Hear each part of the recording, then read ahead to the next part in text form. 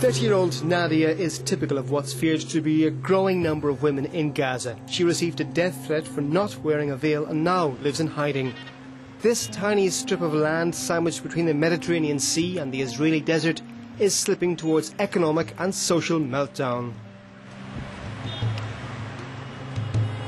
It was plunged into chaos last June when the tensions between the ruling Hamas and their Fatah opponents erupted into all-out conflict.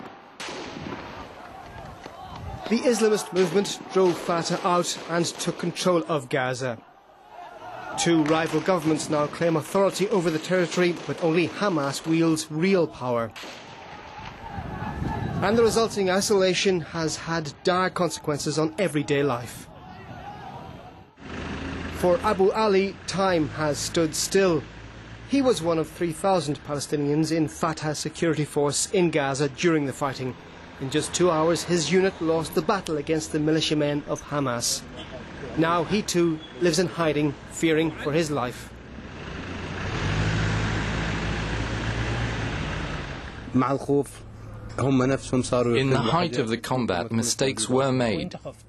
We were very scared and there were no commanders around giving orders. Now I'm without hope. I don't know what's going to happen from 1 hour to the next.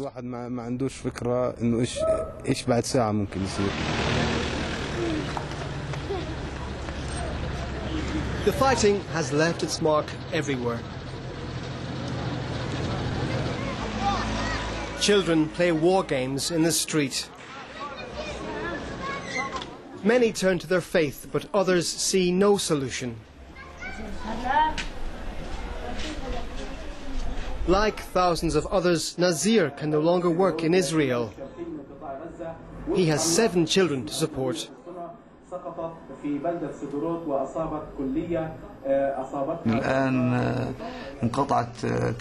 Now we have no means of supporting ourselves. And all the routes to work are blocked. There's no source of revenue for workers.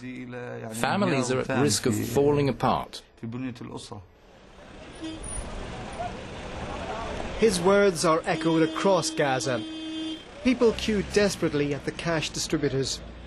In common with much of the population, Serssaoui has not been paid in months. He's down to his last shekels.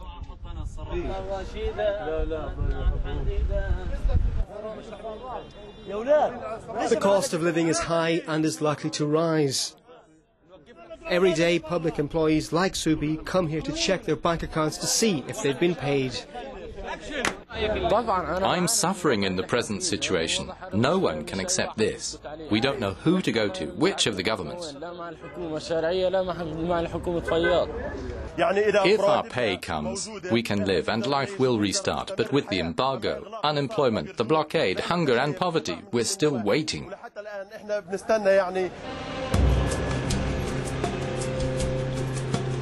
With so many people going without wages for months, commercial life has all but ground to a halt.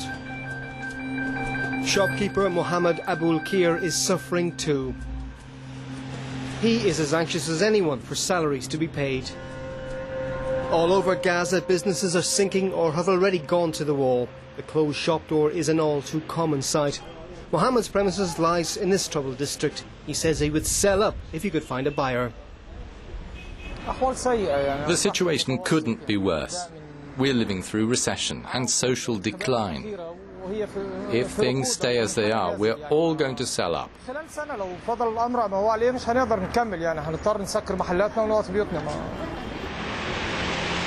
Some 3,500 Western commercial or service businesses have pulled out of Gaza, as have foreign NGOs. The UN is sounding the alarm.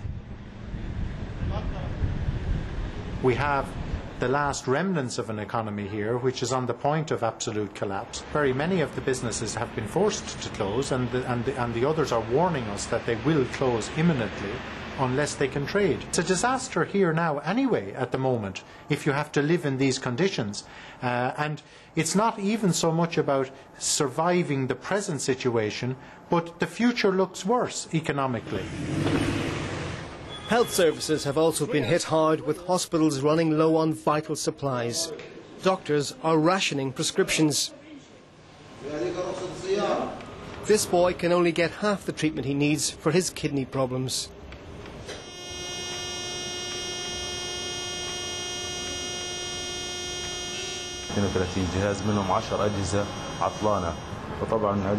I have 32 machines, 10 of which are broken. Because of the huge demand and the lack of machines, we are having to run the service round the clock. At the nearby Al-Azhar University, students are questioning whether they have any future in Gaza. Some believe their homeland is being increasingly radicalized and will become like Afghanistan under the Taliban. My faith in the future is almost gone.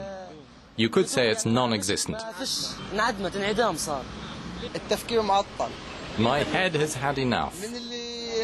Because of this crisis, Gaza is like Afghanistan. There's a political witch hunt here against Fatah members. They're put in prison and tortured. The crisis in Gaza has sent shockwaves through university life. Some intellectuals are trying to find a solution to the impasse. Around 50 have come together in a joint appeal for dialogue. Our initiative aims to bring together the 2 points of view. If there's no return to dialogue, what else is there? The alternative is too dangerous to consider.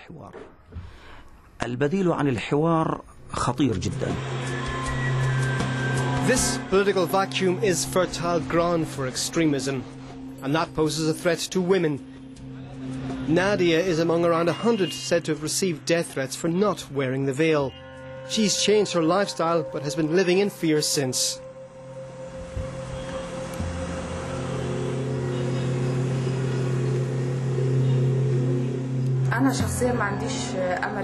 I have no hope that there will be a change.